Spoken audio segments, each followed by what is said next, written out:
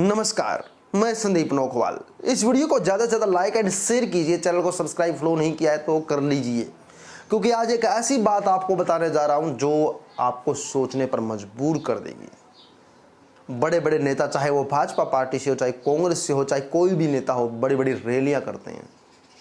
ऐसे में लोगों की भीड़ जुटाई जाती है, या तो वह भीड़ वो लाज शर्म से पहुंचती है या पैसों के बल पर पहुंचती है। काफ़ी लोग तो पैसे लेकर रैली के अंदर जाते हैं, काफ़ी लोग यारी दोस्ती का वास्ता लेकर उनको लोग रैलियों के अंदर लेके जाते हैं। काफ़ी लोगों को किसी न किसी तरह के लालच से रैलियों के अंदर लेके जाता है। जो भीड़ होती है रैलियों के अंदर सिर्फ दिखावा होती है, और ऐसे दिखावे के लिए पार्टी के कौन से नेता कितना पैसा खर्च कर रहे हैं। सबसे ज़्यादा नाम तो इसमें मोदी जी का ही लिया जा सकता है, क्योंकि वो बेफिक्र होकर सरकार का पैसा जो हम टैक्स के रूप में देते हैं, जनता का पैसा लुटा रहे हैं। ना तो शिक्षा के क्षेत्र में, ना रोजगार के क्षेत्र में।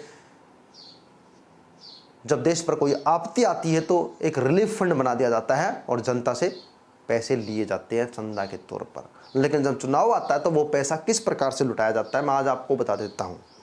पीएम मोदी की सभा में 11 लाख रुपए का कारपेट बिछाया गया। 11 लाख रुपए की भाई दरी बिछाई की।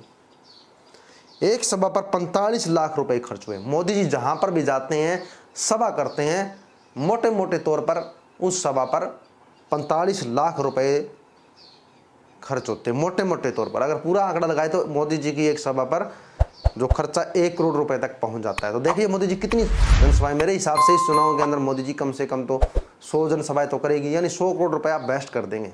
वो भी किस बात के लिए? झूठा दिखावा दिखा। मोदी जी को जिसको वोट देना वो तो देगा ही, लेकिन रैलियां किस लिए? ऐसे में जनता का भला क्यों नहीं करते? वहीं पर कांग्रेस भी पीछे नहीं है भाई। सोनिया खड़गे करते हैं, हालांकि उनके पास पैसा नहीं है, क्योंकि सरकार उनकी नहीं है, जनता का टैक्स वो नहीं ले रहे, इसलिए भाई 7-8 लाख रुपए तो उनकी जनसभा में भी खर्च होता है। राजस्थान की 25 लोकसभा सीटों से 12 सीटों पर वोटिंग 19 अप्रैल को होगी। इसके लिए प्रत्याशियों ने चुनाव प्रचार भी तेज कर दिए हैं। ज़्यादा से ज़्यादा लोगों के बीच पहुंचकर वोटिंग की अपील की जा रही है। स्टार प्रचारक भी राजस्थान में सभा और रैलियां करने पहुंच रहे हैं। इस चुनाव प्रचार में प्रत्याशियों ने अब तक लाखों रुपए खर्च कर दिए हैं।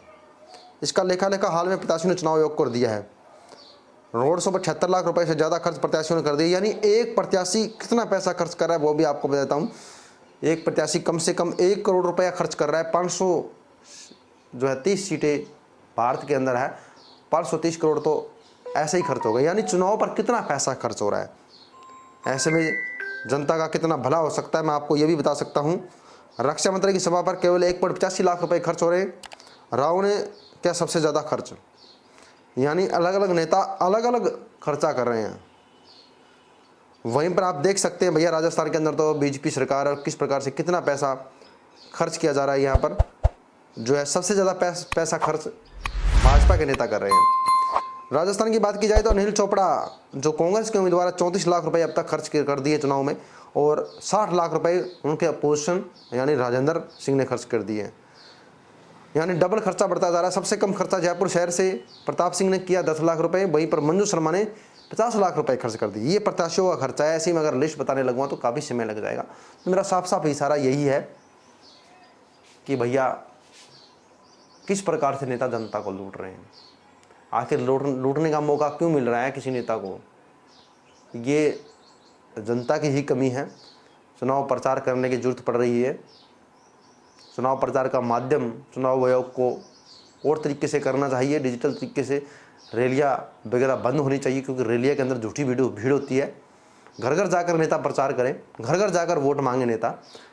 भैया कितने ही गांव होते हैं, एक लोग 3 महीने का अंदर प्रचार करें। 3 महीने के अंदर अगर एक सांसद हर गाँव जाए तो वह हर गाँव पहुँच सकता है। मैं तो कहूँ हर गाँव ही नहीं बल्कि हर घर घर तक पहुँच सकता है। तो ऐसे में रैलियाँ करने की क्यों जरूरत है?